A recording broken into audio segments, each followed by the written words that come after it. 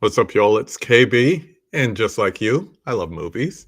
And as many of you know, we've been focusing on horror movie franchises for the scary season. Been going through the physical media behind me and streaming a lot of stuff, a lot of franchises.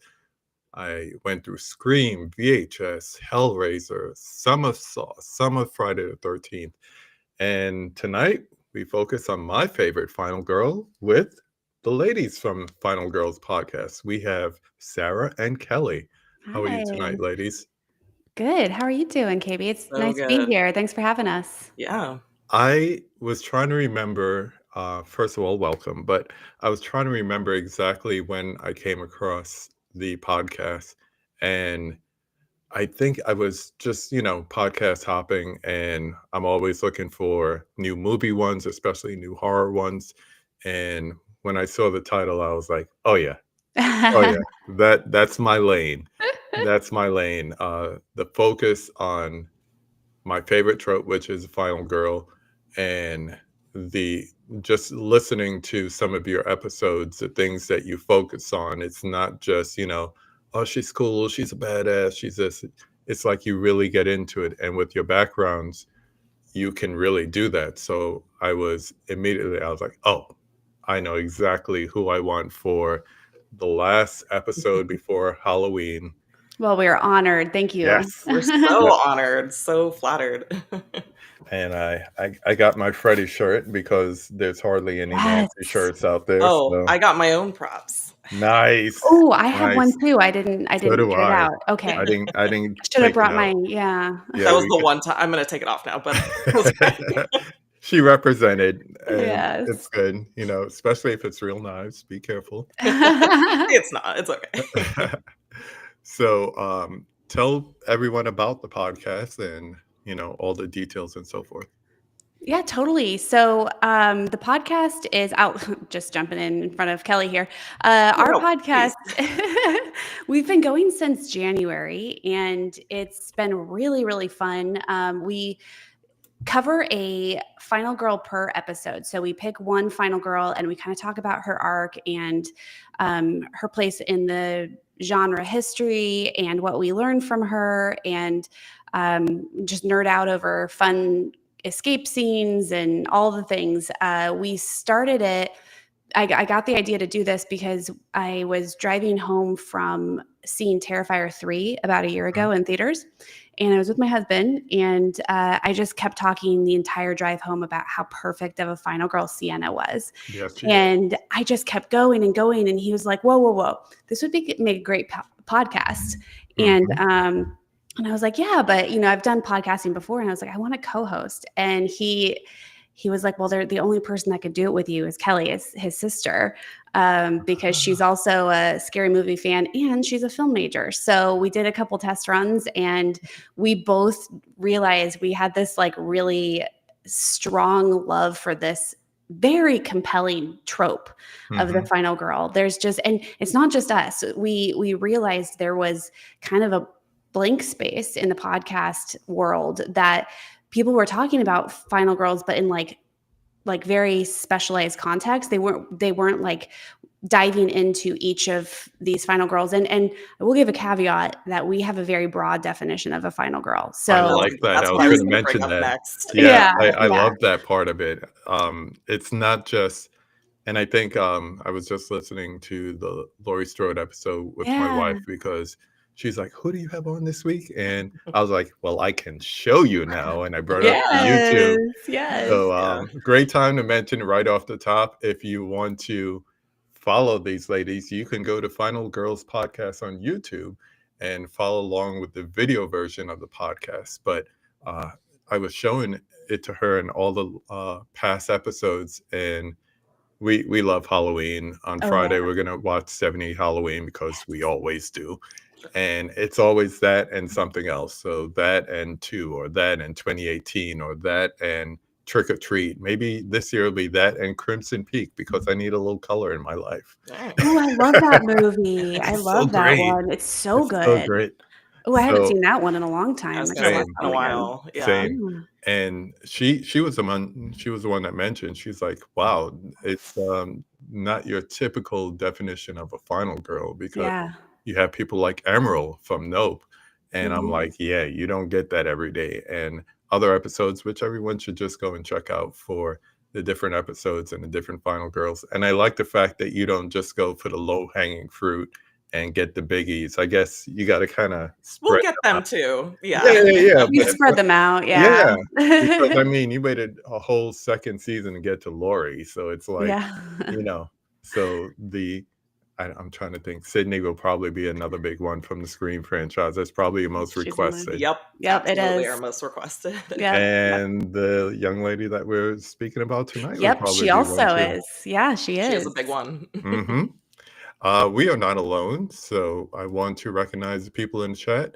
Thank you, everyone. If you've been here before, welcome back. If it's your first time here, welcome. Thank you for joining us. If you're lurking, we see you.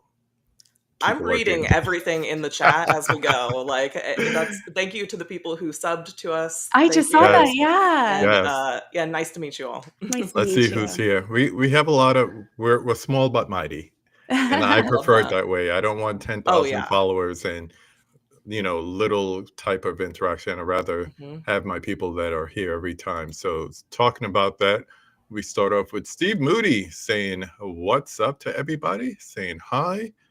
We got my Canadian BFF here, Melissa, saying good evening all. Hello, dear. We got my man Huck. He's also in California, saying nice to meet you, Hey. ladies. Hey. He's right outside LA. He's Oh, an editor. Okay, nice. Let's I'm in see. LA. Yeah, there you go. Yeah. Look it up. It's a little hot today, but it's Yeah. LA. It's better than cold and rainy and windy like it is here in Kansas City. We got Mr. Adrian James across the pond saying hello there. People saying hi to each other. Great. We like that type of interaction. We have Stacy. We will get to that question. So thank you for kind of previewing it. We'll come back to that. I see that Huck was one of the people that just subbed to you. There we go. Yay, thank yay. you. Here's one of my favorites. We have Mika from Double Feature Podcast. She is a twin, her and her sister Kira. Um, basically talk everything TV and movie horror related. So they put me on to stuff that I don't know half the time. And I'm like, how Ooh, y'all find okay. out about that? I'm So gonna check that Cool. out. Yeah. nice to see you in here, sis. Let's see. All right, we will get back. Yeah, I know who your favorite final girl is. One of these ladies might have something in common with you. I'm not going to say it, but let's see. We also have Michael here saying hello, and he's also an editor. That's right. He Sweet. did a lot of work like at Grumman's and all that stuff. So we have a lot of physical media collectors in this Yeah. community. So a lot of people addicted to the plastic. So we're not just going to talk, Nancy, tonight. I do want the audience to get a chance to know you too. And the best way is just by talking about the trope and the things that you focus on.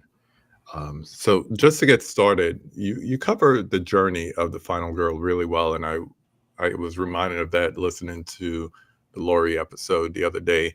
And, do you think like there's been like a shift between like the psychological or even like thematic between like the classic, the OGs, like a Laurie Strode and say a modern final girl like Sam Carpenter in Scream or Sienna in the Terrifier movies, like you mentioned?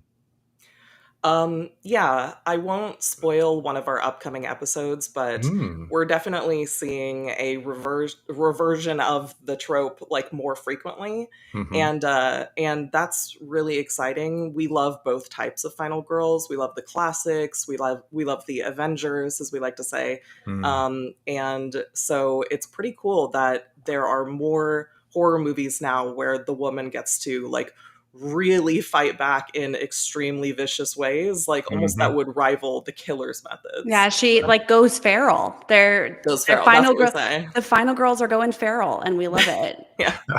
You see the DNA of those classics, hmm in the Mhm. new ones. Like you see, I don't want to like Kelly said, we have one coming up where it's a very clear reiteration of Laurie from from Halloween.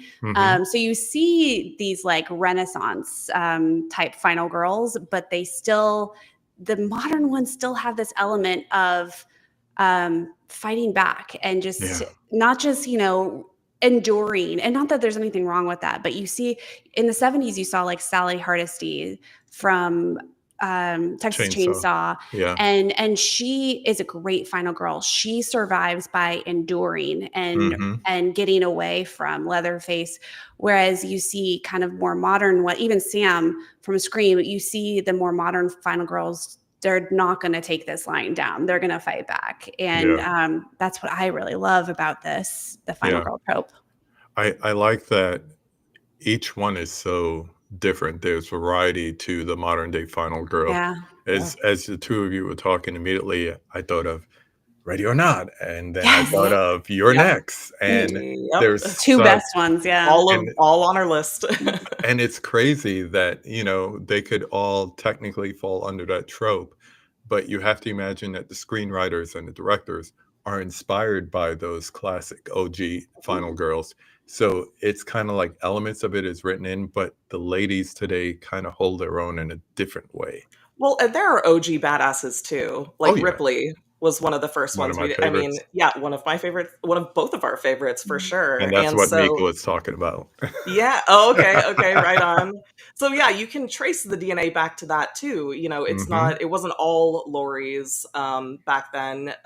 There was still some variety. It's just now it's kind of skewing more towards the Ripley type, I think, where she's someone who looks like she would be average physically, but intellectually, we talked about this, like if you can't be a physical threat, be an intellectual one, where they use their surroundings and they use the tools at their disposal to still defeat the killer. So let's see, we love the evolution of the final girl. One of our favorite modern final girls has been Erin from You're Next. You go. So great. She's one that I think if you talk to any horror fan, like modern horror fan, they're going to call out Grace from Ready or Not, or Ripley. There you go.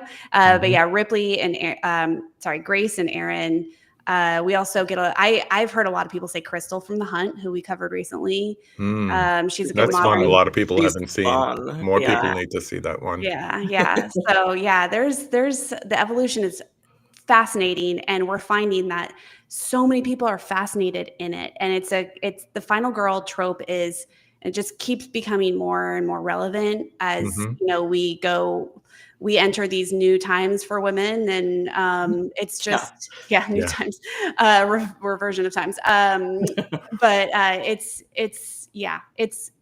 a fun. Now's the time. Now's the time. We need to have this. It's needed. It really is needed, especially these days. It's like people need to see it.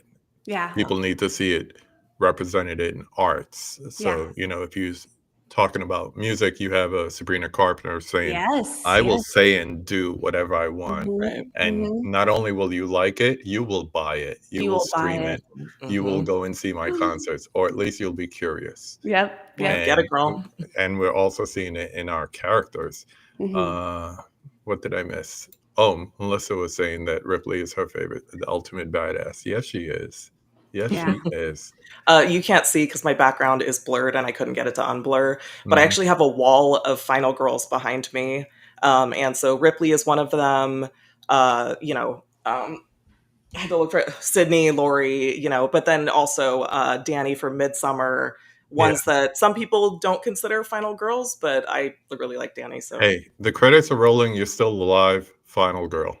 Right. That's how I see it. Right. That's how I see it. I like that definition. Some kind of arc where there's like, stakes involved, and she has to have there's usually like that final girl fight where she's up against whatever it is, the monster, the ghost, the slasher. You get to root for her. Yeah. But like you said, sometimes it's just a matter of enduring, like Sally and Texas Chainsaw Massacre. It's like that's valid she never really fought. She never had a screamed chance. a whole lot. She screamed. It's the one thing about that movie. I'm like, oh, shut up. That's how I feel. But hey, Oh, it's real. It's it's real. real. Yeah. Yep. Yeah. So, talking about the various characters and characteristics of Final Girls, one that I like to think of is the unlikely survivor. From the different episodes that you went through and the different ones, or maybe one that's upcoming, can you think of a character that you thought in the beginning, this girl ain't gonna make it, and then she ends up being the final girl? I have one. Go Tell for us, it. I'm, Sarah. You I'm probably looking through our list right You now. probably know, Kelly, what I'm going to say. I always like to say one of my all-time favorite final girls is Wendy from The Shining, and I don't think I realized that Mm, until we did her episode, because she is, again, a non-traditional. You wouldn't think of her as a final girl, but watching that movie again, and Kelly and I are both big Stephen King fans, so like I mm, remember reading this book when I was a kid and seeing the movie when I was a kid, but watching it through this lens, I really got this whole new appreciation for Wendy as a character in the movie, because I know the book is a little bit of a different yeah, Wendy. But Shelley Duvall's Wendy in the Stanley Kubrick film, that was a whole thing. The production and how Kubrick treated her was a whole thing too. But she shows that not all of us are built like a Ripley. And Kelly has heard this spiel I've given so many times. Not all of us are built like Ripley or Crystal right, from The Hunt or Aaron from Your Next. Some of us have to really find that strength from within, and that's the fight. yeah, Yeah, she's up against Jack, but she's also having to summon this strength from within while she's in this kind of abusive relationship, um and save her son. And there's nothing weak about that. Like yeah, she might look weak, but there's nothing weak about her character. In fact, she has some of the most like compelling strength building in her arc that I've ever seen. So yeah. And then the more and more you find out about that movie, mhm, you come to find out Shelley Duvall was put through some hell too. So I mhm, think some of that Oh, essence yeah. came through yeah. in the way that she portrayed Wendy, because I mean, Kubrick really like did it in for her, had it in for her. But I don't know. Some people say, oh well, that's the master of him. He was trying to bring out more in her performance, and other people say he was just a At bully. what cost? Oh my Oh Yeah. my God. god! Seriously. It's Yeah. like That's, more and more you find out about it. It's like, dude, that was low, man. The way you yeah. treated her. I It's also not have cool regardless of the context. I have two pups running around I that was gonna Aw. say. always trying to be curious about what I'm doing. But yeah. Did you think of one, Kelly, or are you just gonna Yeah, co-sign I with Sarah? did. I did. It was actually one that we did very recently. And so I hesitate to even say, because I don't want to spoil this for anyone who hasn't seen it. Hmm. But Sister Paxton from Heretic. Um,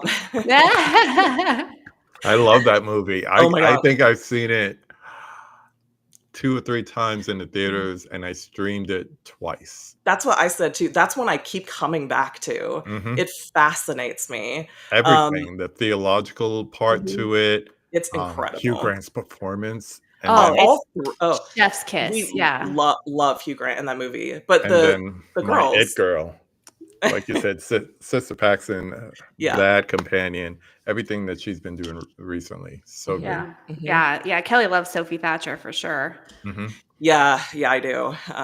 We'll get to that later. I Yeah, hear that's a you. great one. Sister Paxton's a good one. You don't expect her to make it the way she does. She starts out as the innocent, and then she blossoms into something else out of pure like survival necessity. Yeah. And Barnes isn't there to help her all the way, but we included her as a final girl too. Mm.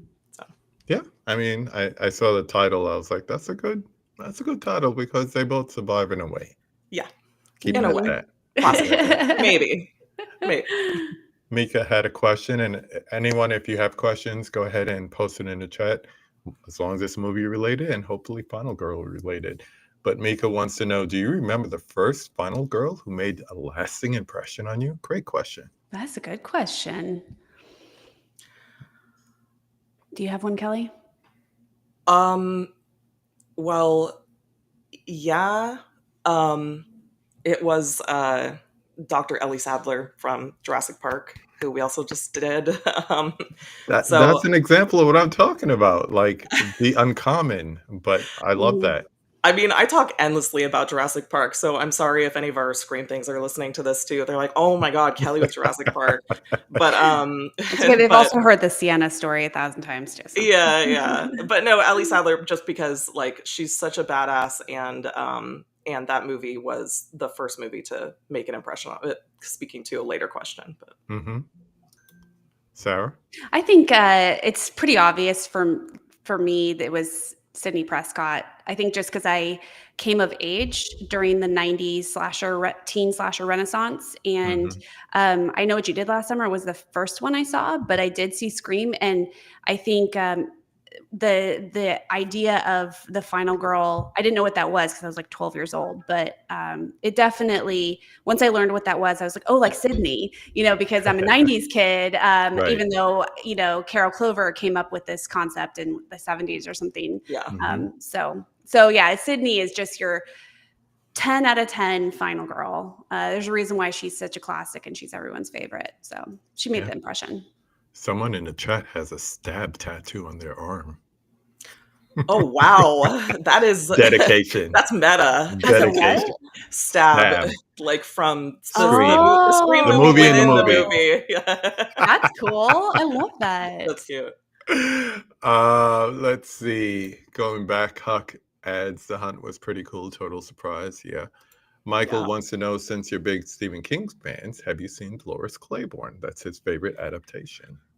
I haven't. I haven't, which is funny because we're huge Stephen King fans. Mhm. We talk about Stephen King all the time. No, I actually haven't. It's worth But checking out. I can say that in addition to like obviously The Shining being fantastic, I also love Misery is one that made a huge impression on me. Yes. The book too, absolutely incredible. Mhm. Couldn't put it down. So That that's not was a final girl that situation. was one of the first Stephen King books I read as a teenager. And Oh yeah. then, there's certain times when you're reading the books and you're like, they could never make this into a movie. And next thing it's a movie. So And That's it how I was Kathy felt. Bates. I felt Kathy that Bates was about excellent. The Stand. I was like, there's no, because they Yeah. Oh made a yeah, TV yeah. series of it in the 90s. And I remember reading it. I read the unabridged version. Oof. And it took me months. And I remember going, Oof. there's no way they could make this into a series. And then I watched this. I read it first and then watched it. I was like, oh, I guess they Mhm. did. There's Well, and something, recently, they sorry. tried to redo it, right? Well, I think you might be thinking of Dark Tower as the one that they did recently. But then Yeah. also, like, it has obviously had a huge Yeah. renaissance Yeah. recently too. Yeah. So awesome, Stephen Terrible. King, more.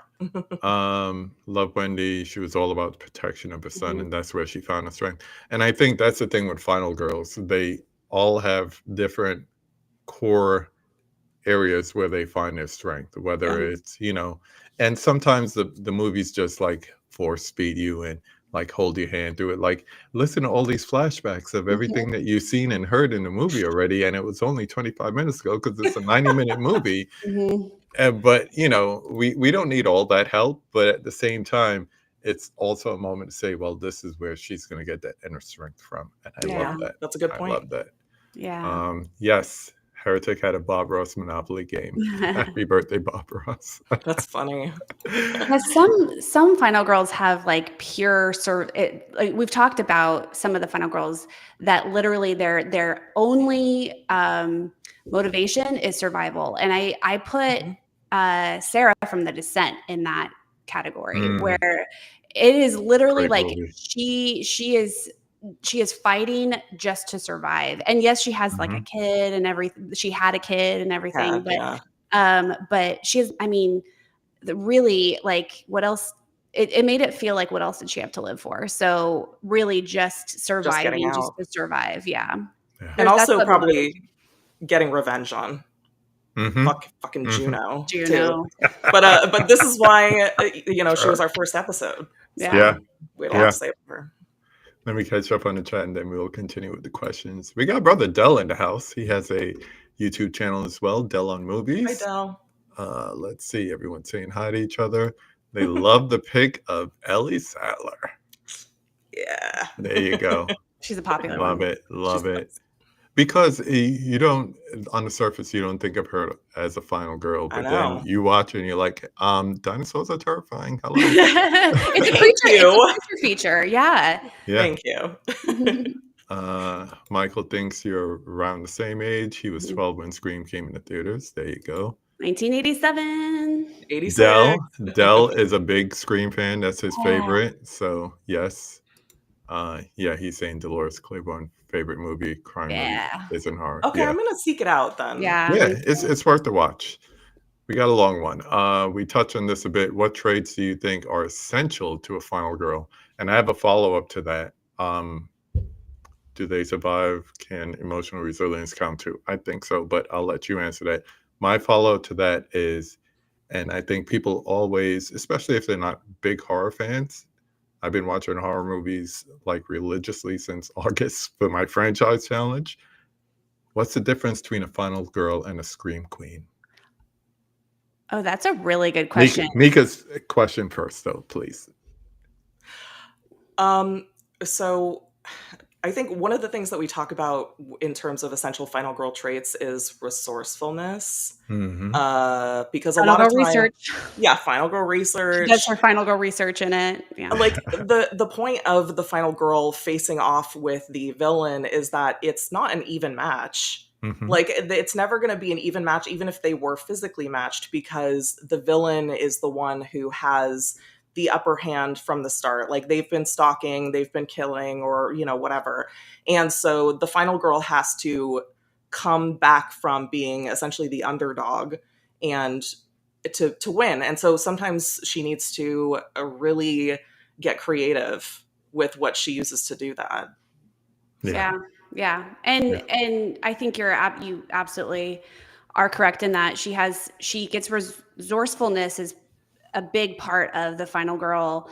Like what makes a successful final girl would be that resourcefulness. I joke about it, but it's true. Like that comes in like an intellectual form and a physical form. So we have, like, for example, Julie in I Know What You Did Last Summer, Mm-hmm. Zephyr in Dangerous Animals. These final girls, they take a moment and they just center themselves and they look to see what's around them. Okay, there's a plastic bucket and it has a like handle. I could like rip that off and turn that into a shiv. Crazy. Or that's the kind of like physical resourcefulness. Mm-hmm. There's also this like mental resourcefulness, and I just mentioned it in passing jokingly, but we call it final girl research.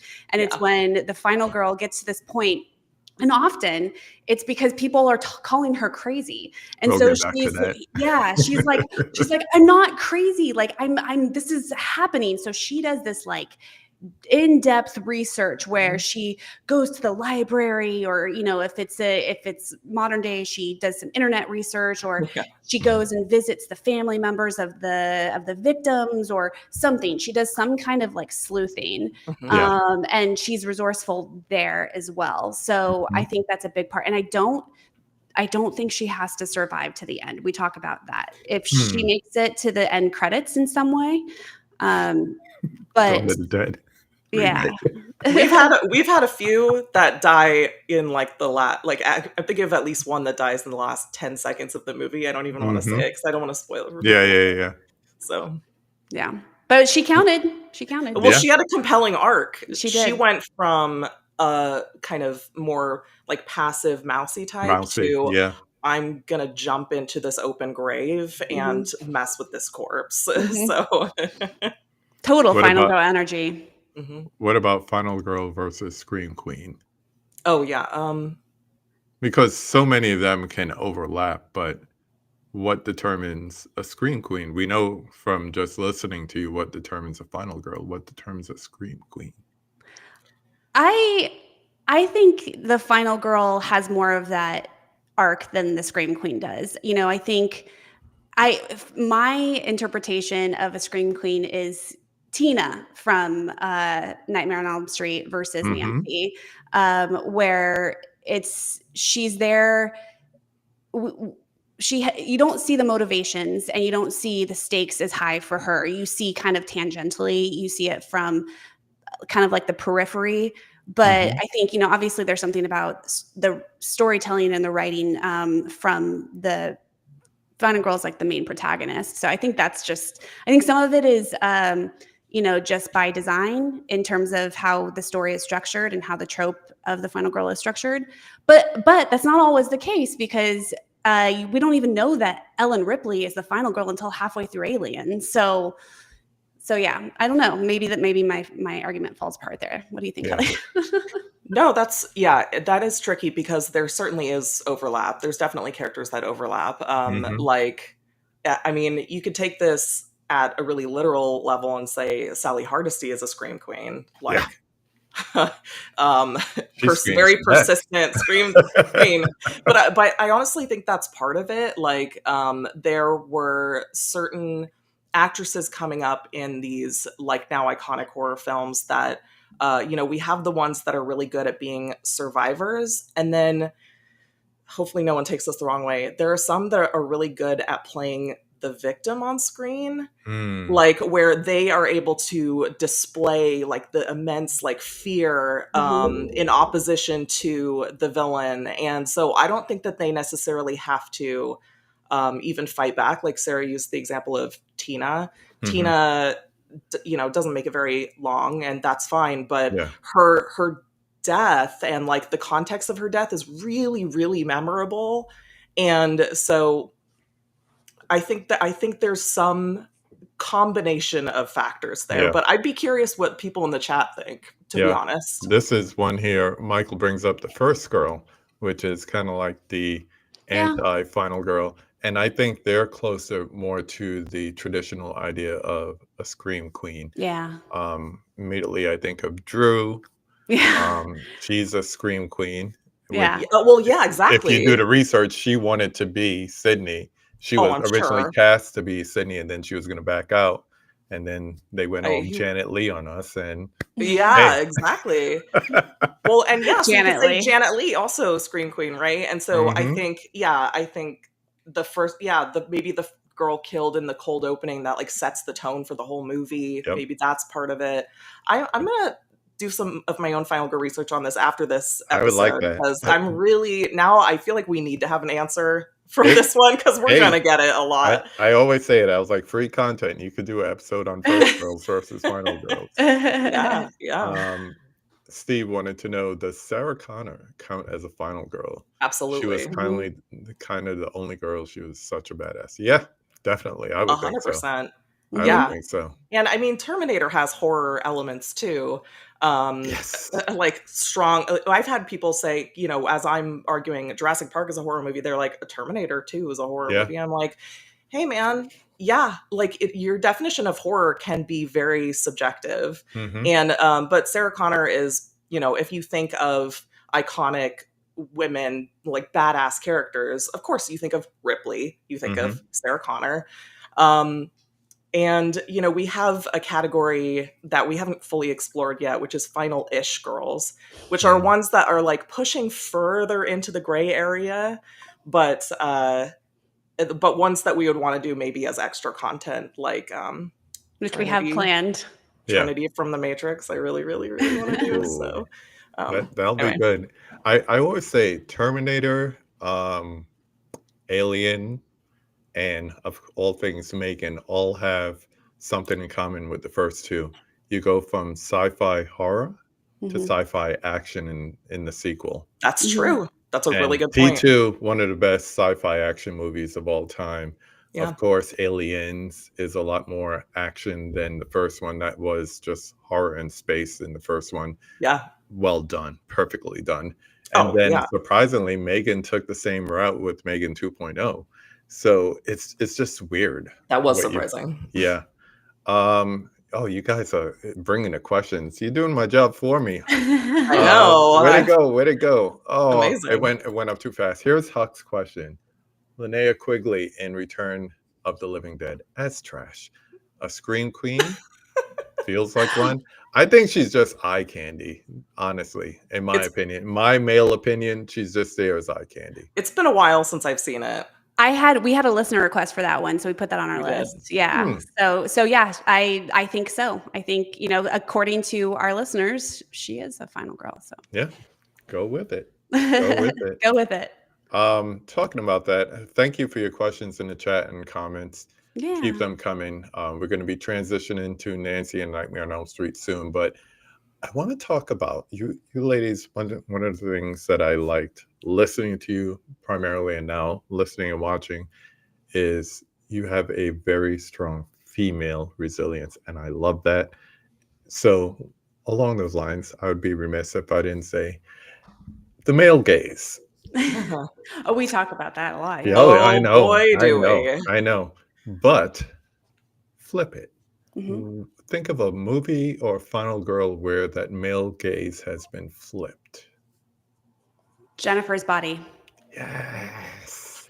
I took too long to get to know that movie, and when I did, I became like such a little fanboy of it. Oh, it's So my favorite horror movie. Yep. Sarah likes it a lot more than My I do, favorite. but Yeah. Yeah. Oh, that is the definition of flipping the male gaze and Mhm, using, I mean, even we talked about Elvira, Mistress of the Dark. That was our episode that came out today, which mhm. does the same thing in a very campy way. Campy. Yeah. But Jennifer's Body, the character of Jennifer, like she has this like there's a couple things. She has this the female gaze where she like picks her target from like, of the boys and the men, but Mhm. also there is a queer element to this movie as well, Which a lot of where people don't know as far as yeah, the characters in it. Yeah. yeah, and it's told from the female gaze, so Mhm, you're experiencing some of these queer moments and these queer scenes from Needy's eyes. So it really there's and obviously in a very she's very attracted to Jennifer and vice versa. So that's a female gaze movie, 100%. I like that. I like that. Do you have one, Kelly, to add on? um yeah, Jen from Revenge. Ooh, good I one. just saw that on the big screen a few months ago. Oh Ooh, really? it played so good on the big screen. Oh, I Boy, it bet. is. Oh yeah, well it's very visual. Mhm. But The yeah, colors in the desert. Oh, Ooh, it's so good. it's that one's definitely, and it is a female director, obviously everyone knows. yeah, Corley. And so yeah, the movie starts out showing her as like intentionally as a sex object from the viewpoint of the men, and Mhm. then boy does that get fucked around with. So yeah. I love It's a it. good one. I That's a love good it. one. That's a very good one. Thank you for that. Um, let's talk about my favorite final girl. Yeah. So, big in the physical media community is the recent release of the 4K set of the first 7 A Nightmare on Elm Street movies, and everyone was either getting um, uh, the beautiful steel box set or the basic, you fill in the rest, box set. I went with the basic because there wasn't any real big extras to say, well, I'm going to get the steel books to get this. But Sure. guess what? It's all about the movies. And this is my favorite slasher series, my favorite slasher movie, my favorite slasher, um, and my favorite final girl. So my love for this movie runs deep. Deep. Wes Craven, whether it's this or the Scream franchise, his participation in it can do no wrong to me, and his other movies as well. But we have the feature film premiere of Johnny Depp. Yes. Who apparently had no acting before None. and is like was Yeah. like Pretty Wes boy. Craven's That's why it's like like His introducing. daughter. yeah, but yeah, it was like his daughter was like, "Oh, he's Yeah. cute. Take him." Yeah. Yeah. She read with him. Yeah, I She was saw doing that, a yeah. lot of the things. I also watched a couple of docs. Fred Heads, made by a director named Paige Joy, that she has YouTube and Instagram and all that. She made a documentary on Freddy Krueger and Nightmare on Elm Street fans called Fred Heads. There's one called I Am Nancy that Heather Langenkamp was heavily involved in. And of course, the penultimate Never Sleep Again 4-hour extravaganza. But what I liked about it is, you find out a lot of background about how this got made, and talking about like scream queens in Mhm. movies, and they're always falling. And she's like, "Dad, don't write anything where people fall in the movies." And that was kind of like the making of Nancy. She is proactive and she is a survivor. And she goes through these different roles in the first movie. I'll stick to the first movie for our discussion, and we could touch upon the other two that she shows up in. But for the basis of our conversation, first and foremost, and you were talking earlier, Sarah, about people, final girl research and doing their backgrounds and all that. And once you know, we have a couple deaths, then we get to the point where she believes in this guy named Fred. Mhm. It's in his hat. And she comes out as a detective, first of all. Mhm. And I like that because, when you think about the final girl tropes, like you said, there's some type of background, there's some type of research, they're checking newspapers, they're talking to somebody who was there back when, whenever, blah, blah, blah. But what do you think of Nancy as detective in this first movie? I was just gonna say, I especially love that she is reading essentially books on how to create booby traps. Hmm. It's like she gets very little, she doesn't have a lot of ways to do her research in this world. And like it's clear that her parents know something, but they're not talking yet. And then it's funny because Johnny Depp's character is like, hey, have you heard of this? What does he call it? Dream skills. Hmm. And so he tells her about that, which is essentially just like lucid dreaming. And she's like, oh, okay, yeah. And then that's when she's like, I'm into survival. So Yeah. she just immediately takes that idea and runs with it in Hmm. the craziest way. She's by far more proactive than a lot of the final girls that we Yeah. cover. Yeah. Nothing against them, but it's like, it's impressive. Like at one Hmm. Yeah. point, she tackles Freddie, Mhm. like no Hmm. hesitation. I mean, anyway, she's amazing. Yeah, by Yeah. the rose bush. She full on, I know, and she goes full on Kevin McAllister, where with Hmm. her Yeah, booby she traps. does. Literally, On she home alone her Freddy house. Krueger. Like, Can't you Uh, catch me? crazy. no, she's such a great final girl. She really is. I think she's kind of the one that she just kind of embodies everything we want her to be. Mhm. We want her to be smart and to fight back and to be resourceful. And she also, the other thing about her is she sticks up for herself, Yeah, she because does. it was even just contrasting her with Lori from Halloween. So Lori, everyone's telling her she's crazy, and Lori gets to the point where she is, maybe I guess I'm crazy. And I know that there's a point where Nancy also kind of has that like low, maybe it is something in my head, but Mhm. she really does, like, to other people, like she really defends herself. She's like, Yeah. and she raises her voice, which, I mean, this was in the 80s, like that. Young girls are not taught to do that. Like, Yeah. don't talk back. And she talked back. She talked Yeah. shit to her mom about her Mhm. drinking and Drinking. everything. And well, her mom full on slaps her after that. But Mother. yeah, yeah. Yeah, when she comes back to the house and the bars are on the windows and she's just like immediately pissed. She Mhm. knows exactly like the plan that she wants to employ, Yeah. and she goes through crazy lengths to do it. She's a And so tactician.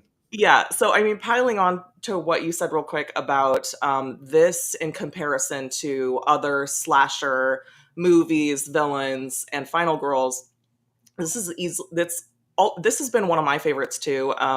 I've always had a thing about dreams. Growing up, I had a lot of, yeah, you too. Okay, yeah. Mhm.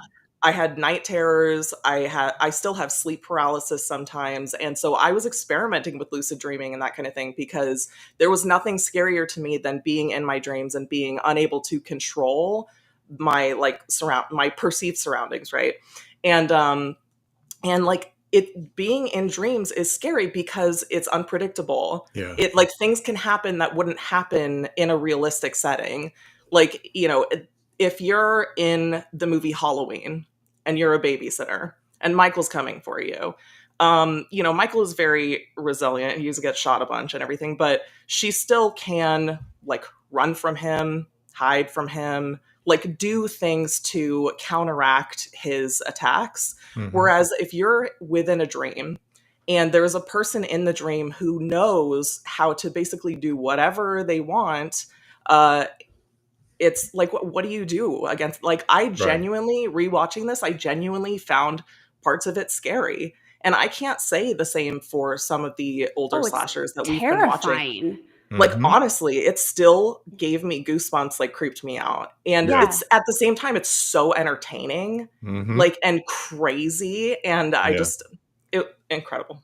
So, And the thing about dreams too is they feel so real. Yeah. Like that's the thing, is there's such an illusion, and when the illusion is shattered, that's terrifying. well, and because he's using, like, the real life settings that they're in Mhm. Yeah. to, like, It's kind of not a throw them strange house, off. it's your house. It's your house, it's your bed. Mhm. Like, is there anything scarier than being attacked in your own bed in your house where Yeah. you want to feel the most safe? So, I dream a lot about, like, the house I grew up in. I had one mhm. just the other night, and something was burnt. The house was burning. So from the outside, it looked like the house I raised my kids in.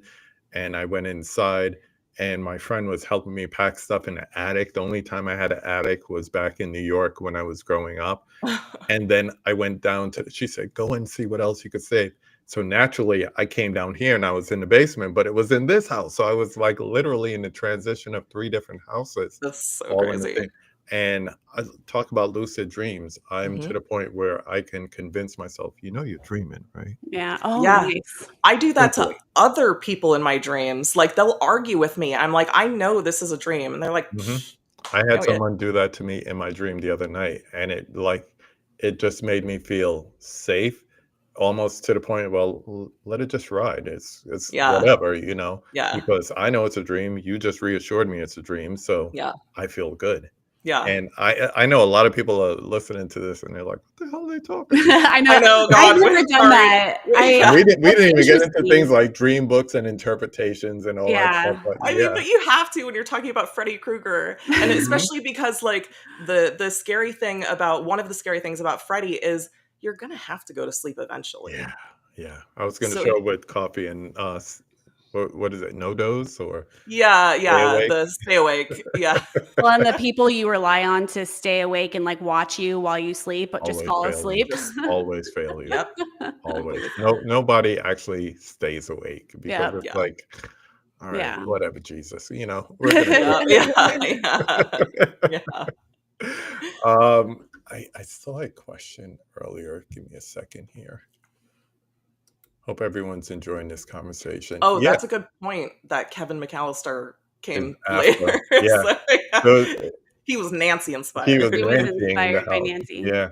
Yeah, Um, he would be a good final-ish, well, not final girl, Like, but final-ish kid. final kid. Final, Final kid. We we yeah. do yeah. we do talk about doing a We final have a kid. couple final kids in there. Yeah. Hey, if you Yeah. see Nightmare on Elm Street 2, anyone can be a scream queen, anyone can be a final girl. Yeah. Yeah. So go That's figure. true. Yeah. If you guys want more Nightmare on Elm Street conversation, please go to Dell on Movies tomorrow. He is doing a movie theater memory talking about when Sweet. he saw Nightmare on Elm Street. Nice. I'm going to be tuned into that one because Sounds he's good. he's another person who grew up in New York, so I could just imagine the stories he has to tell. That's awesome. Um, Power of belief. So, of course, we're spoiling stuff here, but totally different than most final girls. Basically, she took her powers by saying, I don't believe in you anymore. And Mhm. some people would say it's hokey, but if you're truly into dreams and interpretations, that is the most powerful thing that you Yeah. can do. Yeah. And I was going to say this before, the concept of this whole series, this movie in particular, was a combination of Wes Craven having a bad dream and then him reading about teenagers who were dying in their sleep after complaining about nightmares.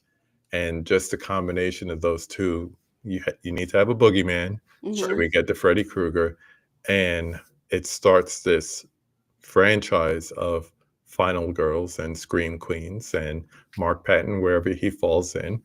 And there's something about that. To me, that's like taking the energy and the belief away from a boogeyman, a Baba Yaga, or whatever it is. It's like that is so powerful. What do you think about what she does and have the nerve to say, I want all my friends back, not just some, all of But them the back.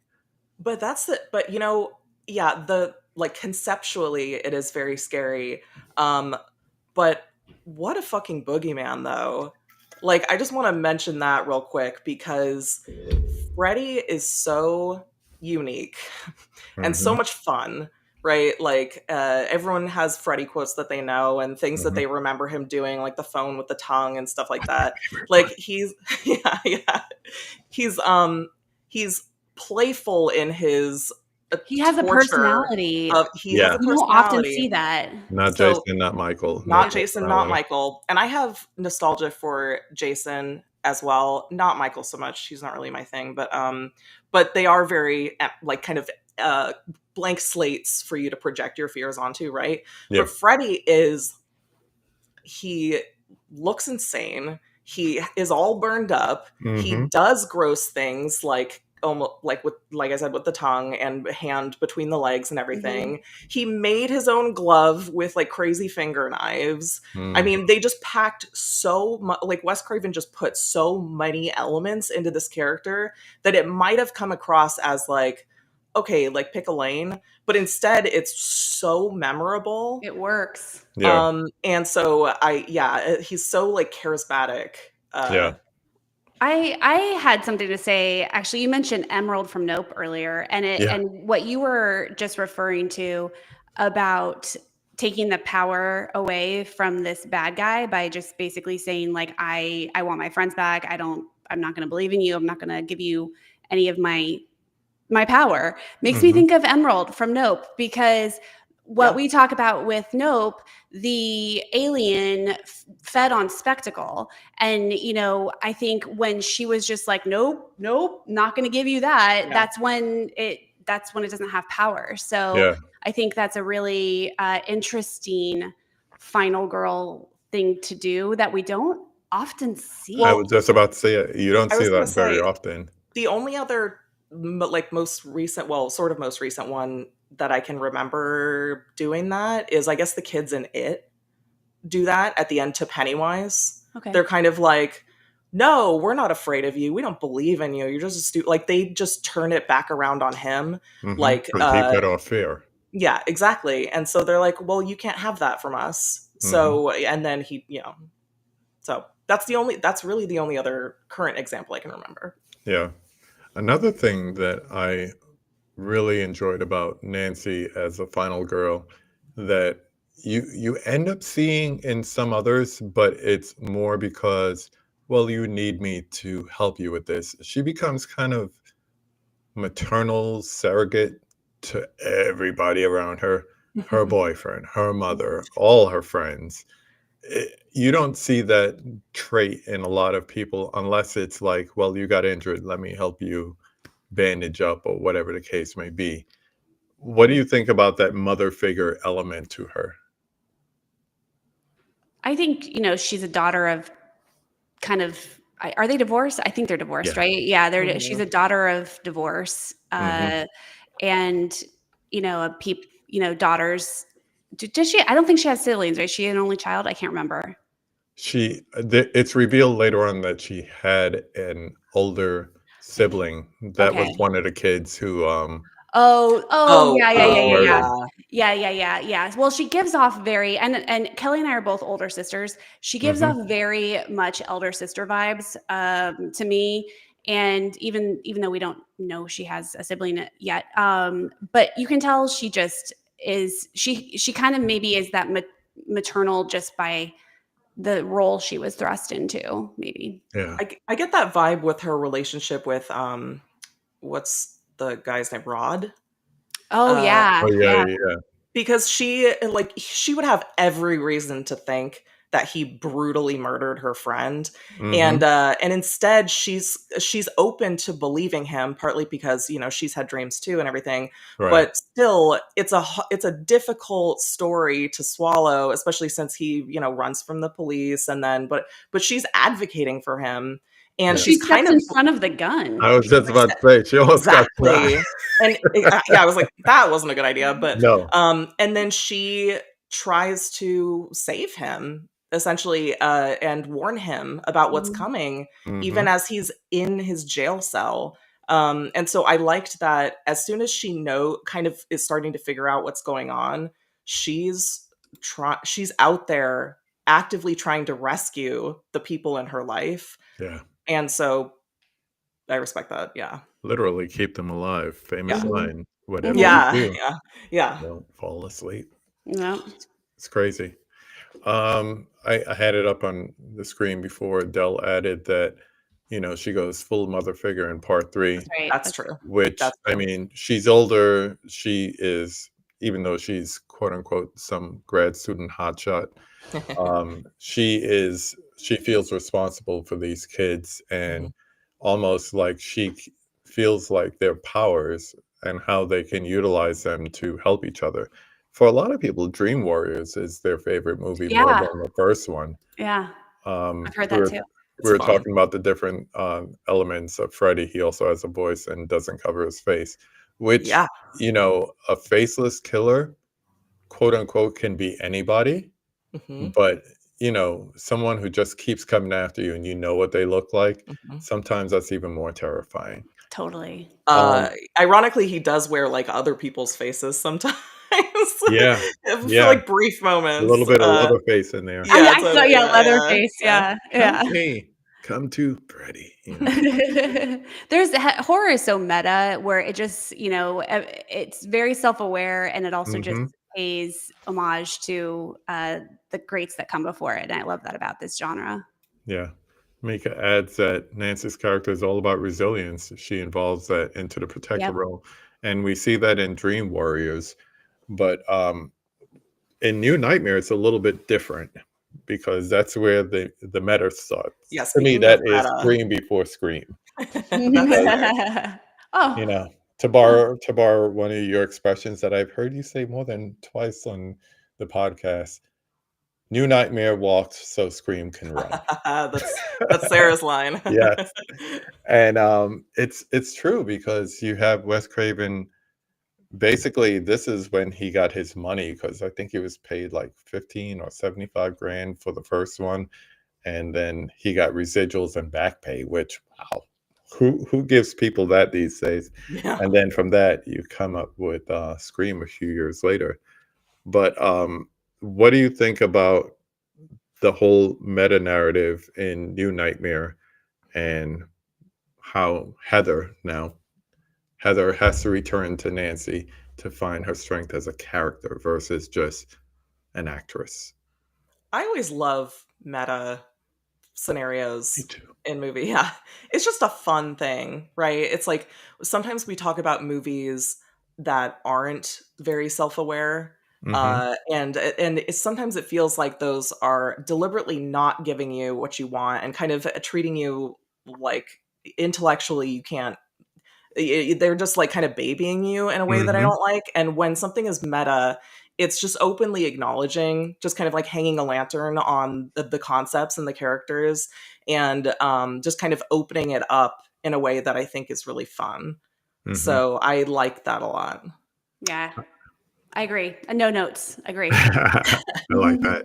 I saw, there's so many different memes and comedy skits about the opening of Scream with Ghostface doing the horror trivia. I saw one with this guy, and his girlfriend is outside, and Ghostface is testing him, and he's like killing it. He's getting all the answers, and then he was like, "What was the remake to the thing?" And he's like, "There was no remake." And he says the 51 was the same thing as the 82, and there were those both interpretations in novella. He's like, what about the one that came after it in 20 whatever? He's like, that was a surprise prequel. And the girlfriend from outside and say, and they all suck. He's like, what did she say? You can have her. I love That's it. amazing. It's That's so awesome. funny. It's so funny. So every time I watch, especially the first Scream movie, and you're establishing the characters, and every time they have like a super meta moment, I just immediately think back to New Nightmare, and not necessarily Heather Langenkamp, which I had the pleasure of meeting, not Mm. this year, Oh, last year. awesome. Yes, but just her willingness to go back and be Nancy one more time, and when she became Nancy, it was almost like Clark Kent becoming Superman, and all the things that we've already discussed, she came back to. Um, Well, it's I'm all so here for overrated. that. Th So Let me it's kind see. of cut off. Yeah. Er, Oh, okay, below okay, yeah. below hits, Oh, you can see my nice. Oh, wow. street sign, and she signed it, Oh, That's so awesome. awesome. but I lived half a mile away from the her house. 1428 Genevieve? Yep. I live in West Hollywood. I lived, Nice. but they put like these big privacy hedges up. It was when I first moved there, you could still see it, and it Yeah. still had like the green roof. But when Mhm. after a couple of years, they put privacy hedges up. So Yeah. I got to see it though before that. There is a, she was also in Fredheads. There's a social media influencer. Her name's Deandra, and she would literally go and make videos in front of the house. And the newest owner is like anti-movies. Why would you buy a movie house if you're Didn't anti-movies? Bo Burnham live Put there? up for a little while, Really? yeah, Yeah. I think but he owned it for a bit. put up bushes and hedges and blocked it with a fence and all that. Just so, if you came up and you wanted to take a picture in front, you're not going to see anything that says, hey, this is 1428 Elm Street. I So mean, that's like it's a jerk move. there's that house in Arizona Breaking Bad. that I knew you were gonna yep, bring that one up. because It's that for one is sale. one of it's for sale. It's for No shit, sale. it's for It's like sale because $4.2 million or something like because that. anyone who Awful. lives there is going to get a pizza thrown on their roof every other day, and Hmm. so the owners definitely got tired of that. But Yeah, yeah. that's crazy. So I definitely want to thank you for talking, Nancy, with me. If you are going to do the episode and you want someone to come on and join you as a guest, I love it. not Yes. self-inviting, but Oh, I'm open to an invite. absolutely. Yeah, dude. Yeah. Yeah, absolutely. Thank you for having us. We love talking Final I Girls. love it. We I love we it. just could keep talking Final Girls all day. Honestly. We pretty much do.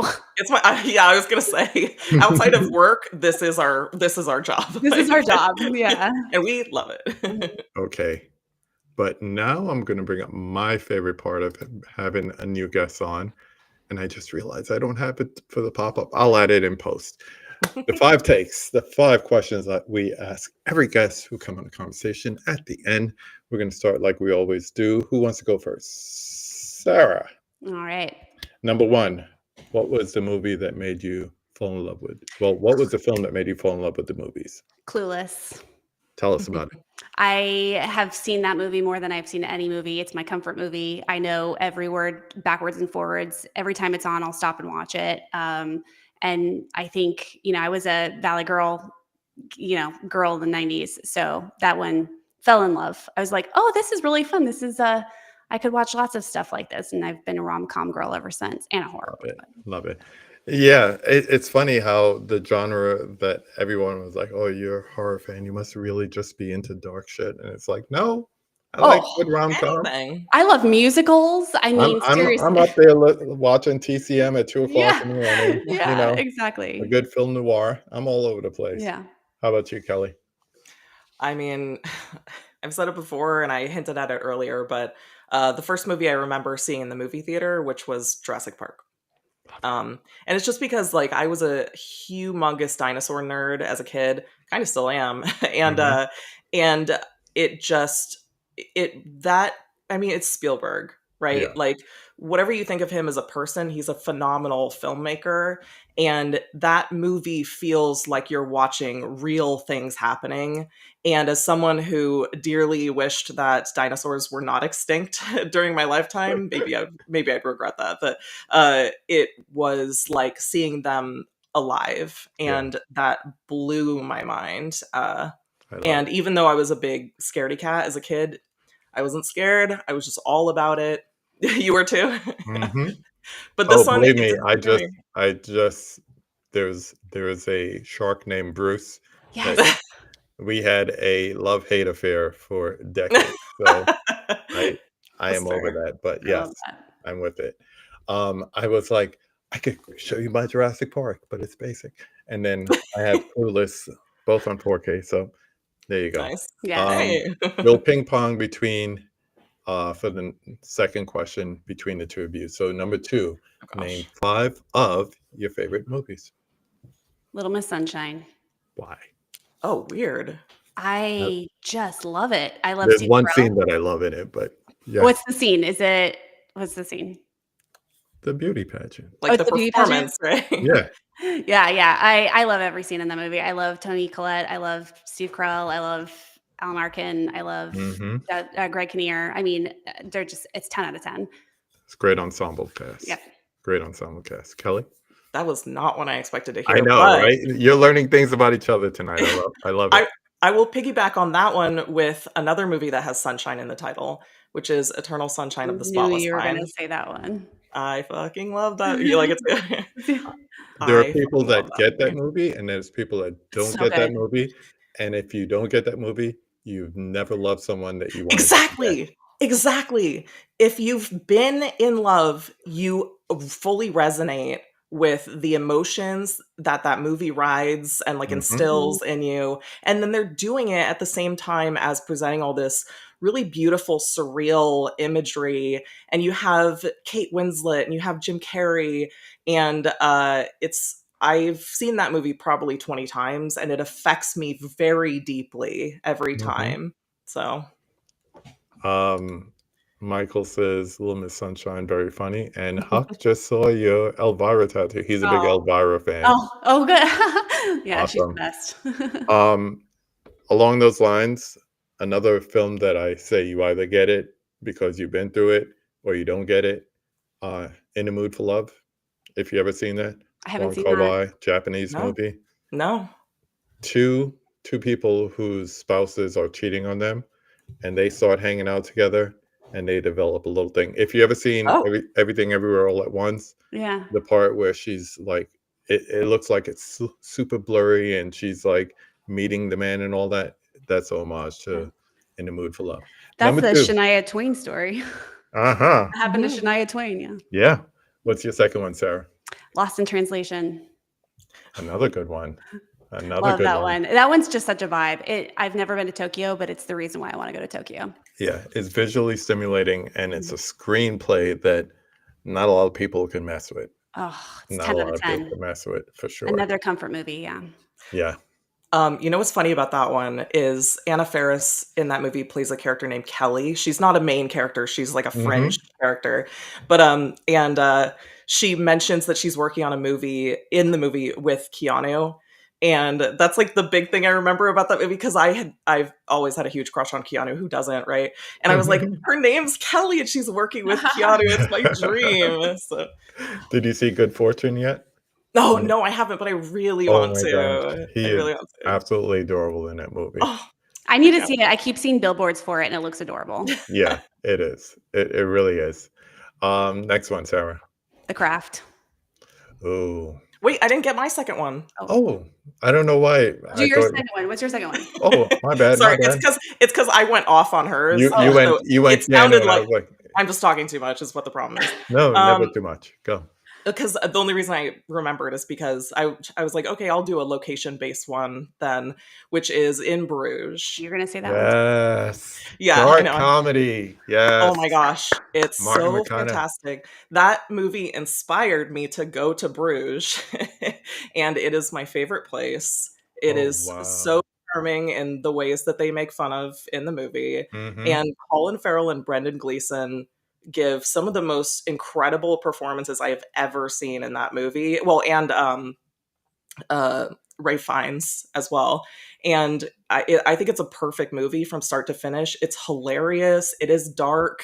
It's emotional, and you get to see a lot of Bruges. So yeah, love it. And he just keeps saying the same thing over and over. Fucking Bruges. Yeah, wands and that. Yeah, love it. They have such great chemistry. They do. Brendan and Colin. Oh my gosh. I didn't. Banshee of Inisherin. Yeah. I didn't like that one as much, but they still play off each other. It doesn't really touch well. in Bruges, but No. Wow, yeah. And then of course Kerry Condon. You're barring. You're both freaking barring. Love it. Okay, now Sarah 3. The Craft. Yes. Yeah. Just Uh, another 90s, a 90s teen girl situation. did that turn you on to witchcraft at It all? sure did. Yep. I was What? one of the kids in the 90s that saw it at like a sleepover with my friends, and we were like, "What's Wicca?" And so of course Hmm. we like look it up, and we had a friend whose mom was she was a druid, so she had books about it and, gave us the books, told us what it was, and it was, that's what turned a lot of us into little goth witches in the Yeah. 90s. Share with the audience what you have published. Oh, my baby books? Oh, that's so yeah, I wrote 3 witchy baby books. Oh, Kelly has them right there. Thanks, Kelly. Love it. Yeah, those came out this year. They're for ages 0 to like 3, but yeah, cute little lullaby baby books. So, That's a friend. yeah. She was on the ready. Yeah, she had them right there. That's awesome. Yeah. Thanks, Kelly. Your next one, Kel. Well, this is cool actually, because we're having kind of perfect parallels because I am also going to pick a 90s movie that introduced me to my great passion. And that movie is The Matrix, which is my favorite movie of all time, which I know Mhm. is a unique choice for someone who has a horror podcast, but and it introduced me to my love of technology. Nice. And I have worked in tech now for a decade, and I actually work in AI. Sorry, don't come for me. Which made The Matrix very. Um, it was like a premonition almost of Yeah. what was to come so many Yeah. years later, and that's my comfort movie. I've seen it 1,000 times. Eric, my brother, Sarah's husband, we used to watch it every Friday after school, Uh, and so I also have strong, like, warm feelings associated with it. yeah. Even though I hate Eric. No, I'm just I was kidding. gonna say I'm not I'm gonna just tell. kidding. I won't tell him. I won't tell him. Just kidding. So yeah, and Keanu, obviously, but Yeah. love The Matrix. I want to do a movie sleeve, and I was thinking about the different things I want to get, and I realized, wow, you want 2 Matrix tattoos because, of course, I want the white rabbit right on Sure, my you back, have to. Yep. but That's don't steal awesome. the idea. Okay. Right here where my elbow bends, Yeah. I want a tattoo of a spoon. So you can bend it, but there is no spoon. That's the problem. There will be now. Permanently. Yeah, yeah. Oh, I love And it. that hurts. The elbow hurts. It hurts. Yeah. I'll take your advice from it, but that will be among the last things added, Yeah, unless I yeah, I do just love that that do it last. idea. I half or love full that at the same idea. time. But yeah, That's awesome. That's yeah. awesome. The list continues to grow the longer I take to start doing it. So, I'm loving these choices so far because I own all of them. Yes. So please continue. Number 4. Thelma and Louise. Criterion 4K. Continue. I actually You do. before all day I just changed my clothes to come down here, but all day I was rocking my Thelma and Louise shirt. Yes, I love Freaking love that movie. Gina Davis and Susan Sarandon. I just love both of them Mhm. as artists, as people, as I mean, I read Gina Davis's memoir and listened to it. I love her. I mean, that movie is a revenge film. It's not a horror movie, but it's a revenge film, and directed by a man, which we just mentioned Revenge earlier, directed by a Mhm. woman. So I think that colors things a little bit when it's this kind of a essay revenge, but Yeah. but I just love their performance. I loved it so much, and the final scene is obviously a classic. Just so good. Classic. Last time I watched it, I realized that Gina Davis's character ends up being more like Susan Sarandon's character, and Yeah. Susan's character lightens It's up and mhm. becomes more like Gina's. It's just a beautiful journey. It's So a good. beautiful journey. And Brad Pitt, young Brad Pitt. Young, dreamy Brad Pitt. Yes. Enough said. In F1, old dreamy Brad Pitt. Yeah, So, yeah. keep it going, Kelly. You guys are just going through my collection. What else? Okay, then I will go for a cult classic since Sarah did. The Big Lebowski. You do the I bud. mean, The dude Dude is the dude abides. is my spirit animal. I actually got to go to this really weird little Lebowski convention at a bowling alley, and I got to Nice. share a White Russian with the guy who inspired the dude, because he was a friend of the Coen brothers. Yeah, And so that was a very strange night. that is But a strange night. who doesn't love the Big Lebowski? Yeah. Eric is dressed up as the dude so many times for Well, it's a Halloween. great costume because It's it's easy so too. comfortable. Yeah. Yeah, I'm gonna find a yeah. picture of it. It's like Yeah. so many people we dressed up as Leo in one battle after another this year because it's so easy and it's Oh, so yeah. comfortable. You're basically in a house robe. I Yeah. always go for comfort. So Yeah. Yeah, and he has his Birkenstocks on and Mhm. trying to find the Mhm. picture. Oh, here it is. Can you see it? Oh, Yeah, yep. Yep. right there. Yep. They're right there. We Oh, got with the it. White Russian even. Yep, Yeah. yes, the Okay. White Russian. That's my husband, everyone. That's Kelly's brother. I went to this place in St. Louis and they had custom alcoholic ice creams, and there was one called the Dude Abides, and it Yes. was a Perfect. frozen White Russian that they did by nitro freezing, so the alcohol Ooh. content stays in it. Oh, So wow. freaking good. Okay. Okay. So good. Okay, you just sparked another fever dream memory I have Do of tell. I went to Reykjavik, Iceland, and they have a Big Lebowski themed bar Mhm. in I Reykjavik heard for about this. some reason. That's Yeah, and random. so yeah, they have really strange alcoholic drinks there, and one of them like had fruity pebbles in it, and they're the Mhm. most expensive drinks on earth because it's Iceland, and so it's like you're paying out the ass for everything. Did you have a But yeah, frozen White Russian? no, they didn't have it. But yeah, fun movie. Nice, nice. And last one. Last one. Edward Scissorhands. Oh, I love Tim Christmas. Burton. I love One of Edward my Scissorhands. non-Christmas Christmas movies. Exactly. And it's funny because I got my Edward Scissorhands tattoo on Christmas. And it was funny because like I didn't even consider it a Christmas movie until my tattoo artist was like, it was like Christmas and I was like, I don't know what to get. And he was like, let's do Edward Scissorhands. So Yeah, yeah, it's very much a non-Christmas Christmas movie. I love it that's so all I much. watched last year was non-Christmas Christmas movies. That, Die Hard, Nightmare Yes. Gremlins. Before Christmas, Tangerine. If you ever seen that Sean Baker Uh-uh. movie, shot on an iPhone. Oh, Long Kiss Goodnight with Gina yes, Davis, with Gina Samuel L. Davis. Jackson, Yeah. Batman Returns, a couple of horror movies. That's a good one. Yeah. So, Mhm. and of Yeah, course, Silent Night, Deadly Night, because it's still Christmas. of course. Kelly. Well, I guess I have to say it. And I will continue on the horror train. Mhm. Evil Dead 2. Why Evil Dead 2 versus Evil Dead? I want to hear Come on. Evil Dead 2. this. First of all, I love Ash. He's like one of my favorite characters of all time. Same. And Evil Dead 2 is when he really becomes like fully Ash. You know, like the first movie, the character is new. He's still kind of finding his footing. The second movie, he's basically Jim Carrey, like in a Mhm. cabin. And it's so zany. And he goes all out for the performance because, of course, Sam Raimi famously like forced him to.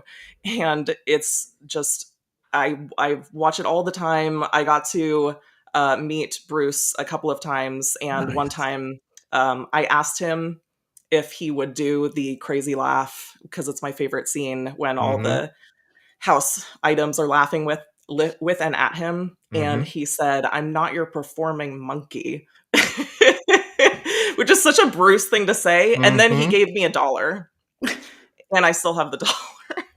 So anyway, Bruce is my hero, but yeah, Evil Dead 2. I'm unashamed of my age, so I'm a video store kid, and I always saw the poster for Evil Dead 2. Oh, very Portrait- memorable. So Portrait memorable. of the skeleton head and Yeah. everything. So I saw 2 before I had access to see 1. And then, of course, Ah. after that, Army of Darkness, everything that follows. Sure.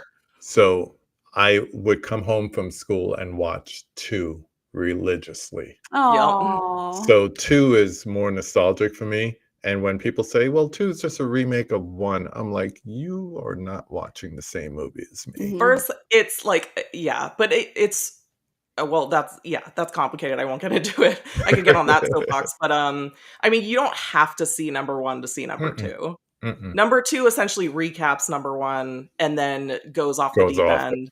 And then Crazy Army vein. of Darkness, like there is no bottom. There is no No. bottom to that deep end. Can't be So as it's it like can be. the craziest thing ever. So I love This is Sam my Raimi. boomstick. We crazy. Yeah. Groovy. I love it. Groovy. I love it. Thank you for that. Number 3, everyone's favorite question. Name a classic movie that everybody loves, but you don't particularly like. I'll start with Kelly this time. Oh, You're not breaking hearts here. Don't worry about it. I'm not worried. No, I'm just kidding. No, I actually do care what you guys think of the podcast. Okay, don't hold it Yes. against Like, But, subscribe, blah, blah, blah. yeah. I guess I have a classic example, and then I also have a more modern example, Shoot. if I can cheat and give two. My classic example, I spoiled Sarah on this recently, which is Grease. Do you like Grease 2 more than Grease? I hate all of I love Grease. Grease I too. can't. I love tolerate Grease it.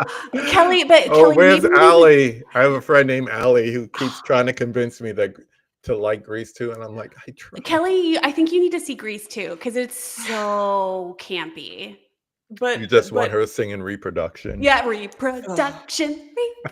Okay, because I get like I obviously love camp since I love Evil Dead and stuff, It's but very campy. this feels like camp in like the cringiest, most obnoxious way. Not the second one. The second one's fun. The first I'm one gonna hold takes you to itself this because the first one takes itself seriously. The Grease Does 2 it? is just compared Put to it Grease this 2. way, the musical could not be a PG movie. So by the time they cut it and scaled it back, it became more about the songs and you know, the people that didn't even look like they were in their 20s, much more teenage to be in high school. I mean, I'm not gonna lie, I don't love the musical element either. There's not a lot of musical films. I was just about to say, you don't strike me as a musical girl. Not a musical person. I will say that I do like Sweeney Todd. Oh yeah. Demon of Barber Street. Yeah, Mhm. I could see it. Yeah, so and I have a guilty pleasure, which is Moulin Rouge. But That's the best. That's not a guilty pleasure at all. That's the reason one of my I got a favorites. Blu-ray player is because I want Yeah. to see the colors on Oh, that that's thing. one of my all-time It's Oh my favorite gosh, musicals. it's so good. We Yeah. could hang. The three of us could hang. That's I could see clear. that. I think we're That is vibing. so clear. Yeah. No, I'm enjoying this. Sarah, what's yours? Okay. I'll come back to your modern one, Kelly. Okay. Ferris Bueller's Day Off. I'm sorry. I know, I'm sorry. I just have never been able to connect to it. And I've given it a few tries. I don't know what it is. I just can't connect to it. I've heard, well, it's funny because I know Eric definitely disagrees with you. Oh yeah, on he loves that. it. He loves But it. That could be it. That's a point of contention between married folks. I get it. I think it's that I've heard a lot of people say that Ferris is just strikes them as so unlikable. And I Yeah. think maybe Like it's you want to beat people him who, up. yeah, well, maybe it's people who had like a Ferris type at their school who kind of got away with everything. I could did. see that perspective. I do still like that movie though. Because of when I grew up, John Hughes basically was, Yeah. oh, this is how the teenagers in Chicago are, or the teenagers that don't look like me. That's what they do. Breakfast Club. People have said Breakfast Club they've hated. Yeah. That's on my list too. Sorry. And Ferris, you're not the first one, but yeah, something about those. Just quick comments here, and then we'll get back to Kelly's. Michael says you should see Sing in the Rain, which is my all-time favorite musical. I love that one. I saw it when I was in film school, probably like 15 years ago. So Watch it again. I'll revisit. Yeah, it's I think Oscar Sunday I watched it. I did like a bunch of Warner Brothers movies. I watched that. I watched Barbie, something else, and then of course every year I have to watch The Dark Knight. Right before the Oscars start, I watch The Dark Knight because one of the greatest performances of all time. I don't care what anybody says. Yep. The Dark Knight was, first of all, I had a humongous amount of trouble narrowing my list down to 5. And I know you said it doesn't have to be your 5 favorites of all time, just 5 of your favorites. But The Dark Knight was one of my I was keeping that in there just in case I wanted to switch gears and talk about that one. 10 Things I Hate About You was on mine, so. Oh, I love 10 Things. So we got Heath Ledger. Heath Ledger's well represented. Heath forever. R.I.P. Mika says Cool Riders our jam. That's from Grease Yes. too. Dell and I are like a year apart, so we both grew up. 78 was our jam. So he says he'll forever be an apologist for Grease. Someone needs to apologize to me for Grease. That's fair. That's fair. I had my wife on recently, and I have part of our record collection behind me, and I pulled out her version of Grease and my version of Grease from when we were 7 and 8 years old. So Oh my gosh. yeah, Aw. we go back. I enjoyed Ferris over Grease. Okay, Ferris is a villain. Yes, yes. And I think that's what it is. Your protagonist, for some people, your protagonist can't be a villain. Yeah, it can be. Mhm. It I'm can okay be. with the protagonist being the villain, Yeah, but it's because he got away with it. Mhm. So, let's flip that last question and wait, we have a modern one. What's your modern one? I mean, I don't have to if we don't have No, time. please. I don't care about time. Okay. You're okay. Well, speaking of a protagonist as the villain, this Yeah. is an example that I really strongly dislike. hmm Couldn't even get through it, partly because it's 3 fucking hours long. The Wolf of Wall Street. You and my wife. She Okay, hates that movie. because it's a dude fantasy A movie. dude fantasy And it movie. made this real person who was despicable seem Into a like hero. something that people would want to be, and so it completely misses every message. I know it's Yeah, Scorsese, whatever. It honestly, I disliked it so much that it made me dislike Scorsese and Leo. Like I was just like, I'm over I it, hope that's man. temporary. I know. I I hope I that's couldn't temporary. I could not suffer through it. I Okay, still like one of us. One of us. that's a great meme. That's a great It meme. is. Every time someone joins us at work, I'm waiting. I'm counting Oh down yeah. 4, Oh yeah. 3. There it is. Somebody had to put that Someone meme did up. it. But my big 3 as far as auteurs, directors, whatever. Hitchcock. That's why he's always looking over me when I do these recordings. Spike Lee, Oh yeah. Brooklyn Kid, Yeah. and Scorsese. So I've taken turns going through. I have almost every Hitchcock movie, every Uncle Marty movie, and I Oh. have to say that Wolf of Wall Street is probably one that I watch the least. One, I have to watch it by myself. She refuses to. Yeah. She wants me to count the F words. I'm like, Well, I I don't know care about that, there's a lot, but but this is- she just says it's overindulgence for a despicable person. So I'm yes, guessing that's where you're coming completely, from with that. I get Do it. you completely. I get it. so on the note of Scorsese, did you see the show The Studio? The Yes. new one that just Yes. the first episode with Martin Yes. Scorsese? I keep telling Yes. Kelly you need to see it because I'll see it, but that's that might make I you know people who don't like Seth Rogen who love that show. yeah, it's Okay. so good. Yeah. But the Scorsese thing made me laugh because Kelly, you might watch it because it might reinvigorate your Really? yeah. It's a Okay. short little cameo, but it's Okay. really Mhm. fun. It's Alright. He cute. shows up again. Yeah, he shows up. Yeah. Yes, Jordan Belfort was a real person that really happened on Long Island. I haven't met him, but yeah, that is true. Yes. Ooh, yeah, Yes. that's a good point. He The does Departed, specialize yeah. in movies glorifying broken men. Yeah. And as kind of like an add to that, Paul Schrader always writes about transcendental men going through something, whether it's oh my gosh, what was that movie with the man who was trying to save his daughter from being a stripper or a porno actress? I can't remember. But yeah, Taxi Driver, Raging Bull, all that. Yeah, I get it. He Yeah. does. Good Yeah. point.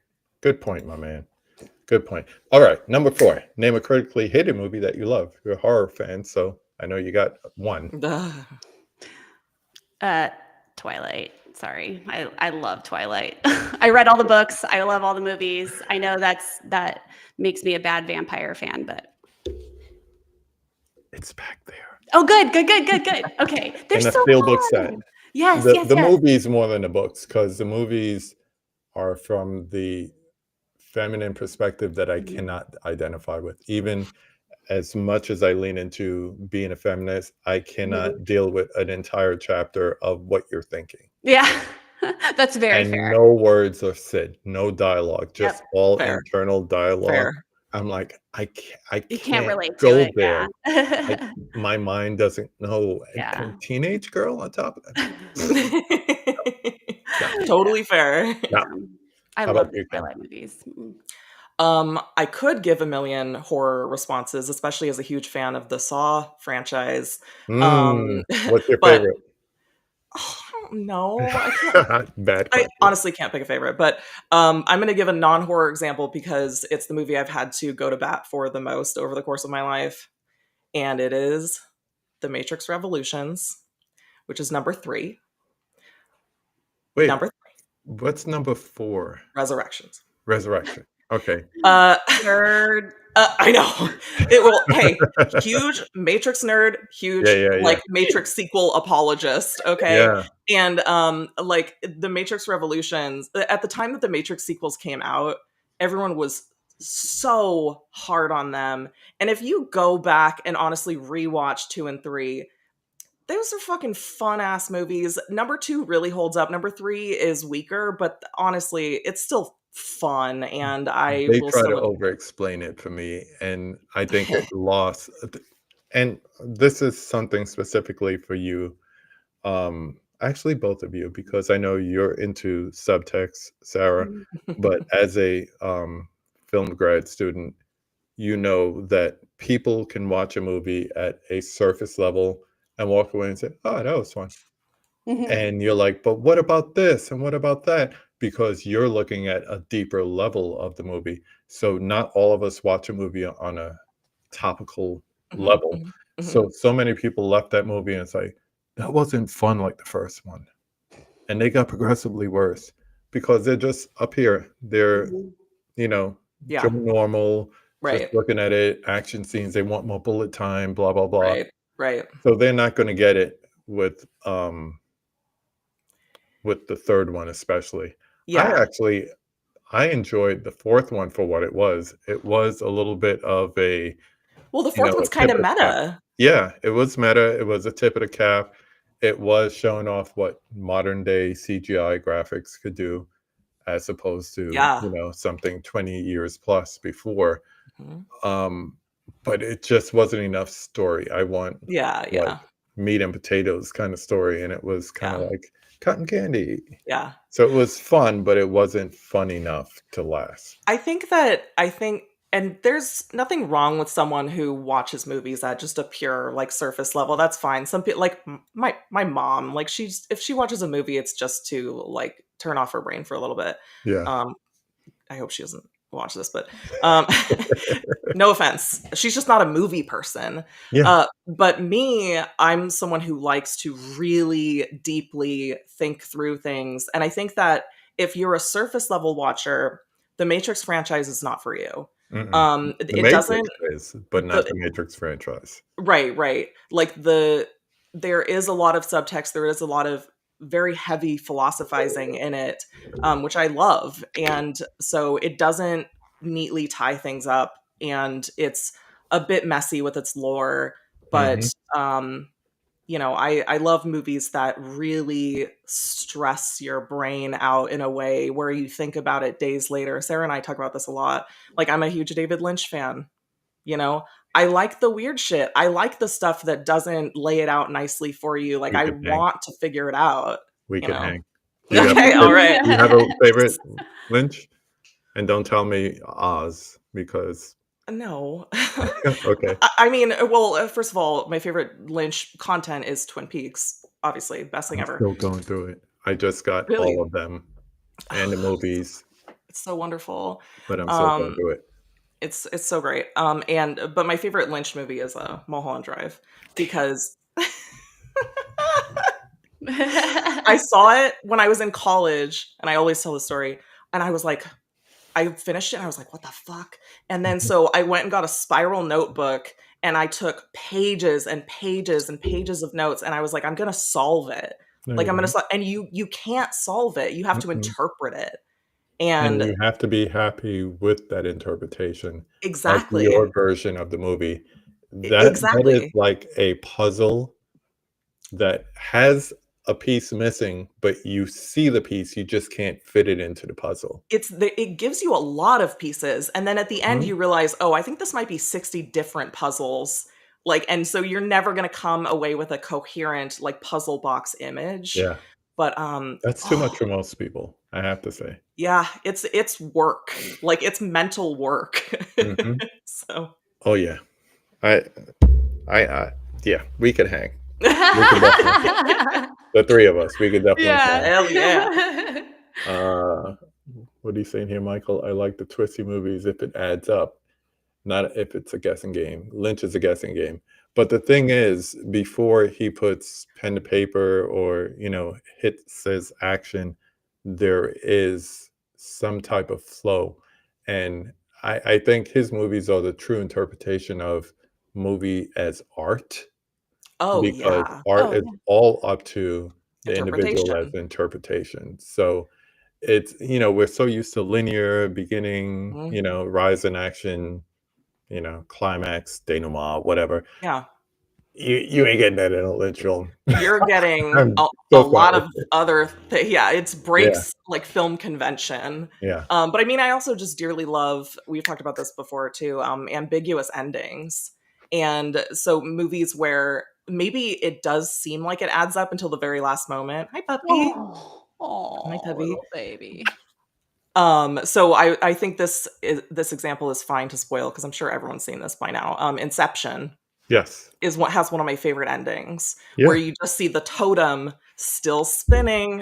It Mhm, wobbles a little bit. You're like, is it gonna fall? If it mhm. falls, it gives you the answer, but Mhm. cut to credits. You I don't love get the answer. conversation pieces. If Oh, at the end of the movie we could turn around and have a conversation, it's a beautiful ending. Same I thing know. with Fight Club. I had seen it Oh before. My yeah. best friend and my sister-in-law, they were watching it together, and it ends, and the little insert of 5 frames in there, Yeah. and you never want to say to each other what you just saw because you think it's in your mind. Yeah. Yeah. Yeah. It's like such a big mind f, and I'm Absolutely. not saying anything. I'm just like, Yeah. Fun little subliminal things yeah, yeah, there. Yeah. yeah. So Marla then is they're on like, the that was a good movie. list. I was Yeah. like, you did see what you thought you saw. Yeah, Oh, okay. that I was thought it was me. definitely there. Thanks, Tyler. Yeah, Mr. Durden. Yep. Ladies, I want to thank you. I Thank you. promised you like 60 to 75 minutes, but this was too Oh, much this is fun to great. Oh, it stop. was way too fun to stop. Oh yeah, Yeah. there they go. Time for bed. Aw. Um, I want to thank everyone who was in the chat tonight. Thank you for your questions, for your comments. You made the ladies feel at home. Mhm. Welcome them into our little family here.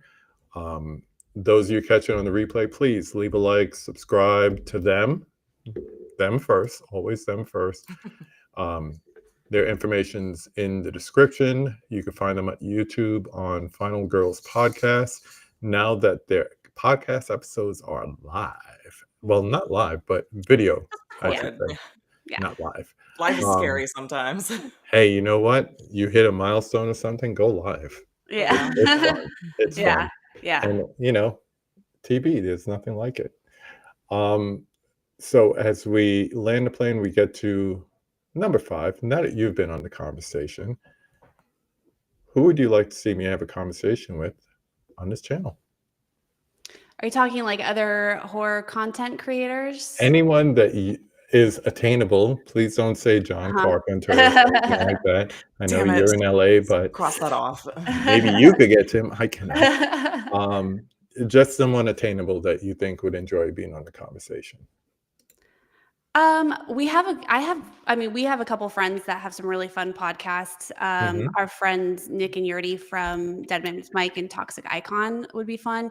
But then we also have our friends Katie and Matt. That's who I was going to I say. know Matt is he's an encyclopedia. He has his podcast is called Getting Offed. He is an encyclopedia of horror. Like, I don't think I've ever met anyone that is just, he just knows everything. And then Katie is his frequent co-host, and she has a really fun wrestling podcast called She Elite Hmm. Showcase, and they do their episodes together. And Kelly and I have been on several times for trivia.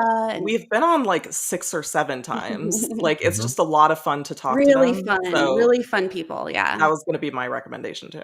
yeah. Definitely. Thank you, I double feature. Thank you. Oh I, yeah, thank you. yes, check them out too. They have Yeah. a fun podcast that they Yeah. do, and they put episodes out there every once in a while. Yeah. What did Dell say here? I don't mind working through a movie if it's enjoyable. Mulholland Drive. It's not. When you do a rewatch, the thing I like about art, forget about just movies, music, whatever. Mhm. You can watch something when you're a young adult or a teenager, then watch it again after you have kids, after you're married, after Mhm. you go through your 40s, and it's a different movie. So I Mhm. will say go back, watch Mulholland Drive as a 50-plus-year-old man, and, Yeah. you may agree, you may not agree, but, definitely go through it Yeah. again. Kelly, watch Grease again. Okay, so all right, and Michael, yes, I see. Okay, so on my list, I'm putting Dolores Claiborne first, Uh-huh. Magnolia, okay, and Ooh. Grease 2, I guess. I'll watch Ooh. Grease too. With it's a fun She's one. she's just gonna sing the whole Yeah, time. I'll just sing all the songs. Yeah. Okay. All right, I'm texting myself these. Thanks, guys. Yeah. Thanks, sis.